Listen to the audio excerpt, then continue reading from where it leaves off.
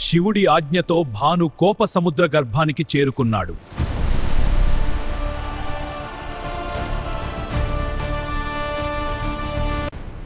అక్కడ అతను బడబాగ్నిగా మారి లోకపు వేడిని భరిస్తున్నాడు.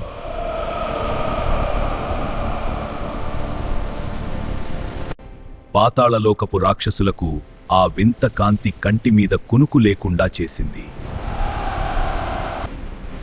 ఆ అగ్నిని ఆర్పేయాలని పాతాళ శక్తులు కుట్ర పన్నాయి.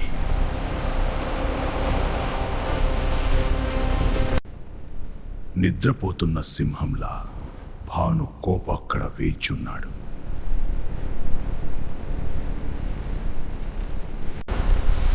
అగ్నిని బంధించాలని వారు మాయా యుద్ధం మొదలుపెట్టారు.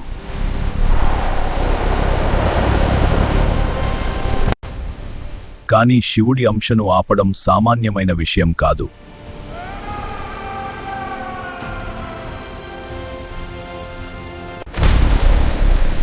ఉగ్రుడైన భాను కోప తన అగ్ని రూపంతో బయటకు వచ్చాడు.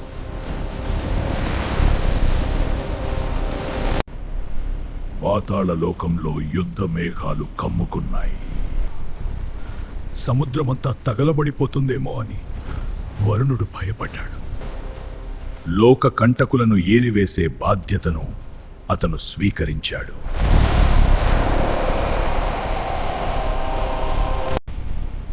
అత్యంత శక్తివంతుడైన కాలకేయుడు భానుకోపను ఎదుర్కొన్నాడు. అత్యంత శక్తివంతుడైన కాలకేయుడు భానుకోపను ఎదుర్కొన్నాడు. గాయపడిన పులి మరింత భయంకరంగా మారుతుంది. తన రక్తమే అగ్నిగా మారి శత్రువులను చుట్టుముట్టింది.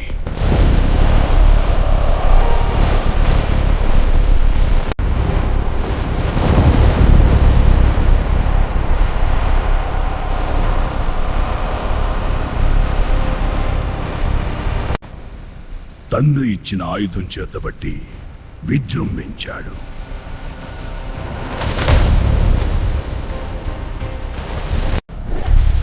అన్యాయానికి అంతం పలికిన అగ్నిపుత్రుడు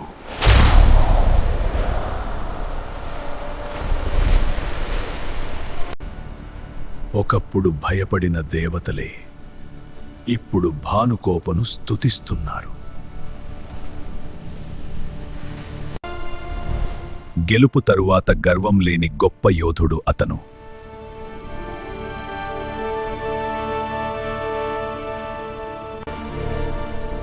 ఇప్పుడు అతను సముద్రానికి రక్షకుడిగా మారాడు.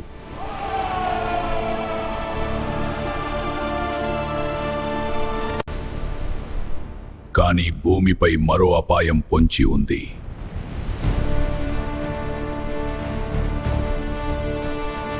ధూమ్రాసురుడు అనే రాక్షసుడు గాలిలో పుట్టడం.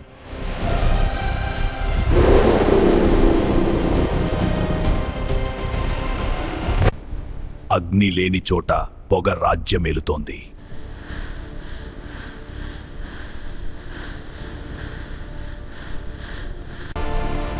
ఆ విషయాన్ని చూస్తున్నాను.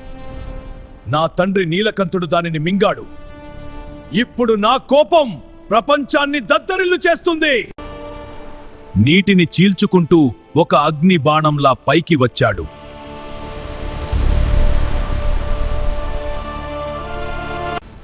వేడిగాలి ప్రవాహంతో పొగను చెదరగొట్టడం మొదలుపెట్టాడు.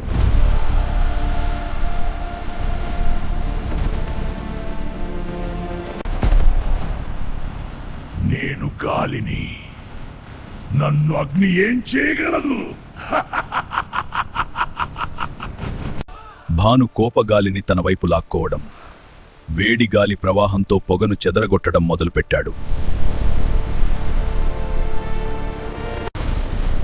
లోకపు ప్రాణవాయువు కోసం భాను కోప చేసే పోరాటం ఇది. అగ్ని కూడా గాలి లేనిదే బ్రతకలేదు.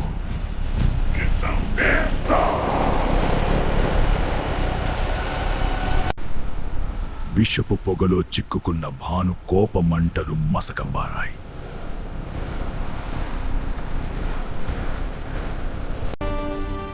గాలిలో విషం భాను కోపశక్తిని క్షీణింపజేస్తోంది.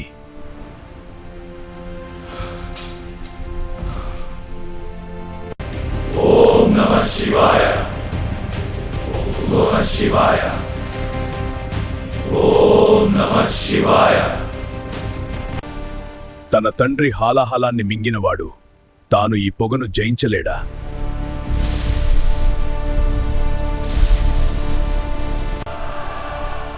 అగ్ని తన అసలు రూపాన్ని బయటకు తీసింది.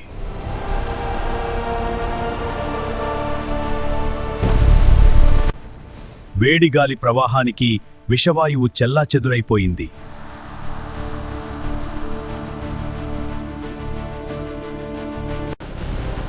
ప్రచండ వాయువును తన అగ్నితో కలిపి మహా సుడిగుండం సృష్టించాడు.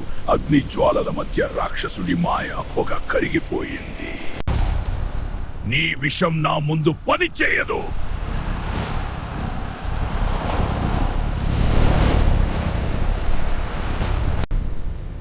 కళ్ళు మూసిన అగ్నిపుత్రుడికి శత్రువు జాడ తెలుస్తోంది. ప్రతి మేఘం భస్మమైపోయింది. మాయలు నశించాయి. అగ్ని వేగాన్ని కైగాతగలం. రాక్షసుడి శరీరం లోపల నుండి కాలిపోవడం మొదలైంది. విషపు పొగ అంతా పవిత్రమైన అగ్నిలో కలిసిపోయింది. గాలి మళ్లీ ప్రాణవాయువుగా మారింది. లోకాన్ని ఒక మహా విపత్తు నుండి రక్షించిన యోధుడు. నిరంతర యుద్ధం అతడిని శారీరకంగా బలహీనపరిచింది. నీ పని ఇంకా పూర్తి కాలేదు. అదృశ్య శబ్దాలు అతడికి కొత్త దిశను చూపిస్తున్నాయి.